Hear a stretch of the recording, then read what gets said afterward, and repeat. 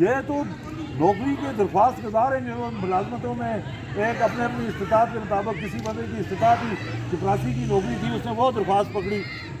بہت سارے چپراسی کی نوکریوں کے جو درخواست گزار تھے ان کو اکٹھا کر کے کسی نے ایم ایل اے بننے کی وہ درخواست پکڑ لی, پھر آگے اسی میں سے یہ کوئی لیڈر والا کوئی کام نہیں ہے.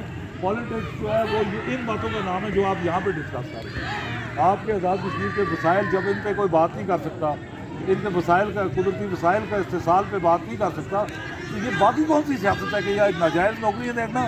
ملازمتوں کی آپ نے بات کی, آزاد کشمیر میں اگر اس وقت نیشنلائزیشن ہو تو کم از کم 50% جو یہ بے روزگار ہو جائیں گے. یہ تو ناجائز ملازمتیں, یہی تو آپ کے ریاست پہ پہنچ جائیں گے. کس بات کی کوئی ادارے جو ہے آپ کے جہاں پہ ایک آدمی کی ضرورت ہے وہاں پہ 10 آدمی آپ نے بھرتی کر کے پورا اسٹرکچر تباہ کیے ہوئے ہے اور لوگوں کو اس ہوس میں, اس لالچ میں مبتلا کیے ہوئے ہے سرکاری نوکریوں کے.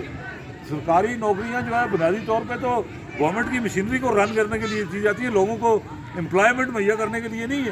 اگر یہ آپ اس کو رائٹ سائزنگ کریں آزاد کشمیر کی, تو آزاد کشمیر کے ہر شہری کو جو ہے وہ پینشن دی جا سکتی ہے ایج کی بنیاد پہ. مہذب ملکوں میں پینشن کوئی نوکری سے ریلیٹڈ نہیں ہے. 65-60 جو ایج ہے اس کے بعد ہر شہری کو پینشن ملنی چاہیے. اور جو اسٹوڈنٹس جو اس کے ایجوکیشن مکمل کر لیتے ہیں اور ان کو کوئی روزگار نہیں ملتا, ان کو ان امپلائمنٹ الاؤنس ملنا چاہیے. یہ دونوں کام صرف رائٹ سائزنگ سے ہو سکتے ہیں. جو آپ کا 190 ارب کا کتنے کا انہوں نے جو بجٹ ابھی غیر ترقیاتی بجٹ جس کو یہ کہتے ہیں, تو یہ جو ساری ان چیزوں کو ریئلائز کرنے کے لیے پہلے سب سے بڑی بات یہ ہے کہ جو آٹے کا جو بحران ہے وہ صرف کرپشن کی وجہ سے. آٹے کا جو یہ تو آزاد کشمیر کے پورے آزاد کشمیر کی پوری آبادی کے لیے, جبکہ آپ کی 60-70% آبادی تو یہ آٹا استعمال ہی نہیں کرتی.